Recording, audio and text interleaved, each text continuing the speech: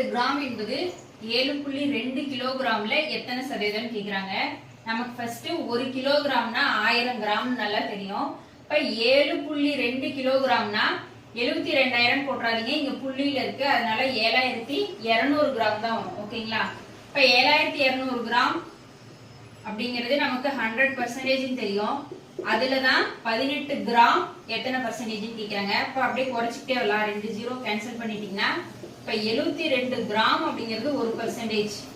இப்ப 18 தான் நமக்கு வேணுங்கிறதுனால குறைச்சிக்கிட்டே வரலாம். இப்ப இதுல பாதி எடுத்தீங்கன்னா 36 கிராம் அப்படிங்கிறது இப்போ 1 ரூபான்னு கன்சிடர் பண்ணா அதுல பாதி 50 பைசா, அப்ப 0.50%ங்களா.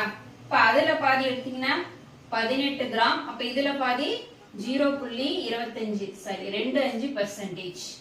இப்ப இதுக்கான ஆன்சர் பாத்தீங்கன்னா 0.25% தான். ஓகே. காமராஜர் டிஎன்பிஎஸ்சி பயிற்சி மையம்